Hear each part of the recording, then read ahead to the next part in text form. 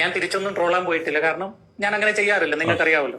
ഞാൻ ഇസ്ലാമിനെ വിമർശിച്ചിട്ടുണ്ട്, ചിലപ്പോൾ മറ്റു മതങ്ങളെ വിമർശിച്ചിട്ടുണ്ട്. പക്ഷെ വ്യക്തികളെ പൊതുവെ അങ്ങനെ വിമർശനമൊന്നും ചെയ്യാറില്ല. നല്ല മനുഷ്യനാണ്, നല്ല മനുഷ്യനെ മനസ്സിലല്ലേ.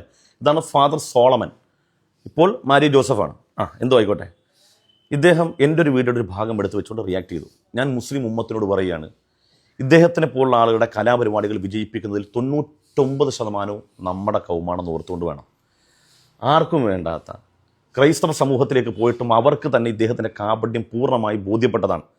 ചാരിറ്റി എന്ന് പറയുന്ന വലിയൊരു സാമ്രാജ്യം ഉണ്ടാക്കിയിട്ട് അതിൻ്റെ അധിപനായി എല്ലാ കാലത്തും വിഹരിക്കാമെന്ന് വിചാരിച്ചിരിക്കുമ്പോഴാണ് ജനങ്ങളുടെ മുമ്പിൽ കാണിക്കുന്ന ഈ മൃദുലതയുടെ സമഭാവനയുടെ മുഖത്തിനപ്പുറത്തേക്ക് ഇദ്ദേഹത്തിന് ഒരു ക്രൂരമുഖമുണ്ടെന്ന് സ്വന്തം ഭാര്യ ജിജി മരിയോ പുറത്തു കൊണ്ടുവന്നത്. അപ്പോൾ ഇദ്ദേഹം പറഞ്ഞില്ലേ, ഞാൻ ആരും ട്രോളാറില്ല, ഒന്നും പറയാറില്ല. അതിനുശേഷം ഒരു വാക്കും കൂടെ പറയുന്നുണ്ട്. വീഡിയോ ഇടുന്ന ഒരാളല്ല ഞാൻ. കാരണം ദൈവം മനുഷ്യ ഹൃദയത്തിൽ വസിക്കുന്നു. ദൈവം മനുഷ്യ ഹൃദയത്തിൽ വസിക്കുന്നുണ്ട്. അദ്ദേഹത്തിന് ആരെയും ഒന്നും വേദനിപ്പിക്കാൻ കഴിയത്തില്ല. പാവം ഒരു ചിന്ത ഉള്ളതുകൊണ്ട് മനുഷ്യനെ അങ്ങനെ വേദനിപ്പിക്കാറില്ല. ഈ ചിത്രം ഏതാണ് നോക്കിയേ. ഈ ചിത്രം കണ്ട, ഇതേ ക്ലോക്ക് വെക്കാൻ വേണ്ടി ആണി അടിക്കാൻ നേരത്ത് ജിജി ചേച്ചി സ്റ്റൂളിൽ നിന്ന് തെന്നി മറിഞ്ഞു വീണപ്പം പറ്റിയ പാടാ. ഇവൻ തല്ലിയാണെന്ന് ലോകത്ത് ആർക്കും അറിയാൻ വയ്യത്.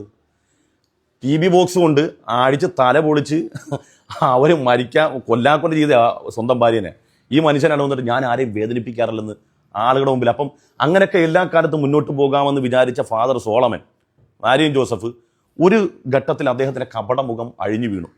ക്രൈസ്തവരും ഹൈന്ദവ സഹോദരൻ, ഈ നാട്ടിലുള്ള മനുഷ്യത്വമുള്ള ഏതൊരു മനുഷ്യനും അദ്ദേഹത്തിന് എതിരായ സമയത്ത് ഇനി അദ്ദേഹത്തിന് പിടിച്ചു നിൽക്കാൻ കഴിഞ്ഞില്ല എന്നപ്പോൾ എന്ത് ചെയ്തു, നമ്മളെന്തെങ്കിലും ഒന്ന് പറഞ്ഞു നോക്കാം. നമ്മളെന്ത് ഉപദേശിക്കുന്ന രൂപത്തിൽ ഉപദേശത്തിൻ്റെ കോലം പറയാൻ പോണത്. എന്ത് വിഷയത്തിലാണ് ഉപദേശിക്കാൻ വരുന്നത്? മാന്യന്മാർ പറയുകയാണെങ്കിൽ നമുക്കത് കേൾക്കാം. അങ്ങനെ അദ്ദേഹം ഉപദേശിക്കാൻ വന്നത് കേട്ടോണം. ആശയങ്ങൾ മാത്രമേ ഡിഫെൻഡ് ചെയ്യാറുള്ളൂ.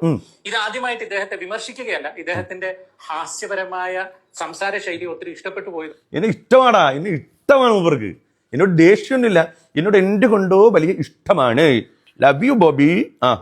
ഇടക്കിടക്ക് ഞാൻ അദ്ദേഹത്തിന്റെ ചില കാര്യങ്ങൾ കണ്ട് ഒത്തിരി പ്രാവശ്യം ഞാൻ തന്നെ പറയണമെന്ന് വിചാരിച്ച കാര്യം അദ്ദേഹം പറയുന്നത് കണ്ടൊക്കെ ഉണ്ട്. അദ്ദേഹത്തിന് പറയണമെന്ന് തോന്നിയ കാര്യങ്ങളൊക്കെ ഞാൻ പറയാറുണ്ടെന്നാ. സൂപ്പർ. ഹാസ്യപരമായ സംസാര ശൈലി ഒത്തിരി ഇഷ്ടപ്പെട്ടു പോയതുകൊണ്ട് എനിക്ക് ഇഷ്ടമാണെന്ന്. Love you baby. അത്ര ഇഷ്ടമാണ്? ഭയങ്കര ഇഷ്ടമാ ആണോ? ആയിക്കോട്ടെ. ഇടക്കിടക്ക് ഞാൻ അദ്ദേഹത്തിന്റെ ചില കാര്യങ്ങൾ കണ്ട് ഒത്തിരി പ്രാവശ്യം ഞാൻ തന്നെ പറയണമെന്ന് വിചാരിച്ച കാര്യം അദ്ദേഹം. എന്നിട്ട് എന്തുകൊണ്ടാണ് ചക്കര തുറന്ന് പറയണ്ടേ? ഇഷ്ടമാണെന്ന് തുറന്ന് പറയണം. നീ ഇങ്ങനൊന്നും പറയല്ലേ, ദേഷ്യം വരും. ഇഷ്ടം തോന്നി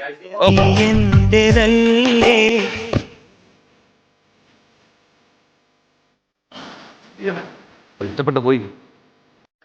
പക്ഷെ അതേ സമയത്ത് അൻസാരി സുഹരി എന്ന സഹോദരനോട് എനിക്ക് പറയാനുള്ളത്, നിങ്ങൾ ഭാരതത്തിൽ ജനിച്ചതാണെന്ന എന്റെ വിശ്വാസം. എനിക്കറിയില്ല കേട്ടോ. എന്നാലും ഇപ്പൊ ഞാൻ സെന്റ് ഫ്രാൻസിസ്കോയിലാണ് ജനിച്ചത്. വല്ല പ്രശ്നമുണ്ടാ? ഭാരതത്തിൽ ജനിച്ചില്ലെന്ന് വിചാരിക്കുക. സെന്റ് ഫ്രാൻസിസ്കോയിലാണ് ജനിച്ചത്. വല്ല പ്രശ്നമുണ്ടാ? പ്രശ്നമുണ്ടെങ്കിൽ പറയണേ. ജീവിക്കുന്ന ഭാരതത്തിലാണ്. ആലപ്പുഴക്കാരൻ ഇടയ്ക്കിടയ്ക്ക് പറയുന്നുണ്ട്. അത് ഞാൻ ആലപ്പുഴക്കാരനാണ്. എനിക്കതിനകത്ത് വലിയ ആത്മഹർഷമാണ്. ആലപ്പുഴക്കാരനാണ് ഞാൻ. ഭാരതത്തിന്റെ എല്ലാ ആനുകൂല്യങ്ങളും ആസ്വദിക്കുന്നുണ്ട്, ഒരു സംശയവും വേണ്ട. അത് ആരെങ്കിലും ഔദാര്യം കൊണ്ടാണ്. എടാ ഫാദർ സുലൈമാനെ, ആരെങ്കിലും ഔദാര്യം കൊണ്ടാണ്. അത് എന്റെ അവകാശമാണ്. ഈ ഇന്ത്യയിൽ ജനിച്ച എന്റെ അവകാശം. അത് ആരുടെ ഔദാര്യമല്ല. ഭാരതത്തിന്റെ കറൻസി, അതായത് ഈ രാജ്യത്തിന്റെ നോട്ട്, ആ നോട്ടിനെ പരസ്യമായി അവഹേളിച്ചെങ്കിൽ തൂക്കിക്കൊള്ളണം. ഭാരതത്തിന്റെ നോട്ടിനെ സുഹൃസ് അവഹേളിച്ചെങ്കിൽ സുഹൃസ്ഥാനം മരണം വരെ തൂക്കിക്കൊള്ളണം, അല്ല ജയിലടക്കണം. ഇത്ര മോശപ്പെട്ട പണി അദ്ദേഹം കാണിച്ചത്. എന്നിട്ട് എന്ത് സംഭവിച്ചു? കുറ്റമാണ്. എന്താ ചെയ്യാ? പറഞ്ഞത് നിങ്ങളുടെ മക്കള് മുറ്റത്ത് അപ്പിയിടുമ്പോ ഈ സാധനം കൊണ്ട്, അതായത് 500 രൂപയുടെ നോട്ട് കൊണ്ട് 500 രൂപ ഉണ്ടെങ്കിൽ 5 ദിവസം സുഖമായി സുഭിക്ഷമായി ജീവിക്കും. 5 ദിവസം 500 ഉണ്ടെങ്കിൽ 5 ദിവസം സുഭിക്ഷമായി ജീവിക്കാന്ന് പറഞ്ഞു. നമ്മളൊന്ന് ആലോചിക്കണം. 500 രൂപ വേണ്ട, സ്വന്തം ഭാര്യക്ക് 100 രൂപ എങ്കിലും ചെലവിന് കൊടുക്കടാ സുലൈമാനെ. 500 രൂപ വേണ്ട, 300 രൂപ എങ്കിലും ഭാര്യക്ക് ചെലവിന് കൊടുത്തിട്ട് പറയണം 500 രൂപയുടെ കാര്യം. ഞങ്ങളുടെയൊക്കെ സ്വന്തം ഭാര്യ ഞങ്ങളുടെയൊക്കെ കൂടെ തന്നെ ഉണ്ടറാ. ഞങ്ങൾ 500-1000 ഒക്കെ ചെലവിന് കൊടുക്കുന്നുണ്ട്, മക്കൾ നോക്കുന്നുണ്ട്, കുടുംബമായിട്ട് സന്തോഷമായിട്ട് ജീവിക്കുന്നുണ്ട്. സ്വന്തം ഭാര്യയെ TV ബോക്സിനടിച്ച് വീട്ടിൽ നിന്ന് പുറത്താക്കി അവളിപ്പോൾ ചെലവിന് സ്വന്തം ജീവിക്കാൻ വേണ്ടി അച്ചാർ കച്ചവടം നടത്തുകയാണ്. ആ പാവപ്പെട്ട സ്ത്രീ. അവിടെ 500 രൂപ ഉണ്ടെങ്കിൽ 50 ദിവസം കൊടുത്തു വന്നു.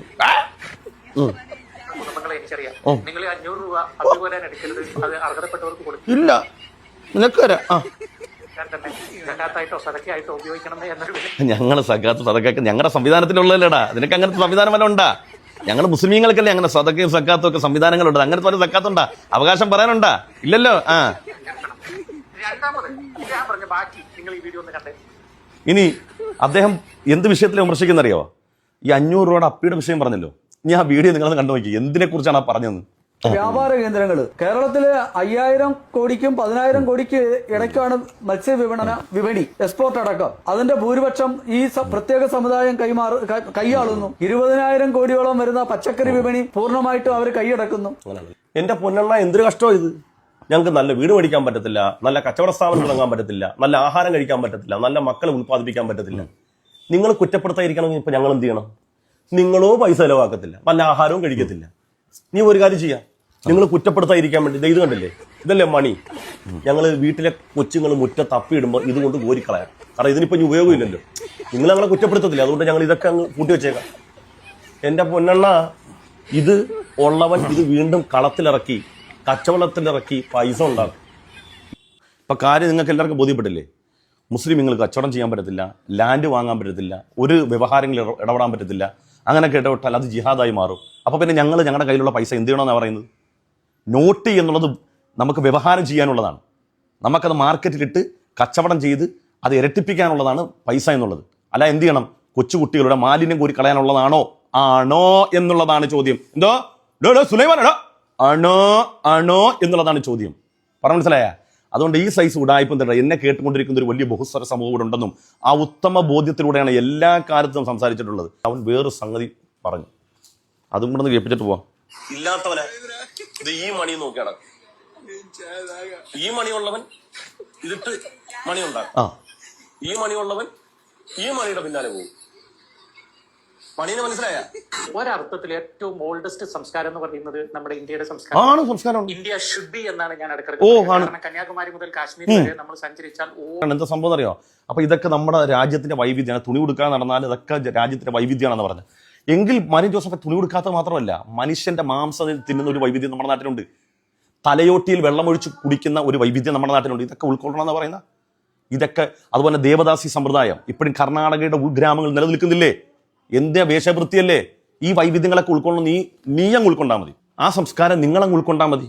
ഞങ്ങൾക്ക് ഉൾക്കൊള്ളാൻ താല്പര്യമില്ല. ഞങ്ങൾ വൈവിധ്യമായി കാണുന്നതില്ല മാനവികമായ വൈവിധ്യങ്ങളാണ്. അതിനപ്പുറത്തേക്ക് തോന്നിവാസങ്ങൾ അല്ലെങ്കിൽ ഒരിക്കലും ഉൾക്കൊള്ളാൻ പറ്റാത്ത സംസ്കാരശൂന്യമായ കാര്യങ്ങളെയൊക്കെ സംസ്കാരം എന്നുള്ള പേരിൽ, വൈവിധ്യം എന്നുള്ള പേരിൽ ഉൾക്കൊള്ളാൻ എനിക്ക് കഴിയില്ല. ഞാൻ എൻ്റെ ബോധ്യവും എൻ്റെ നിലപാടുമാണ് പറഞ്ഞത്. അപ്പോൾ സോളമ അടുത്ത വാ, അപ്പോൾ ബാക്കി ഞാൻ പറയാം. ഓക്കെ.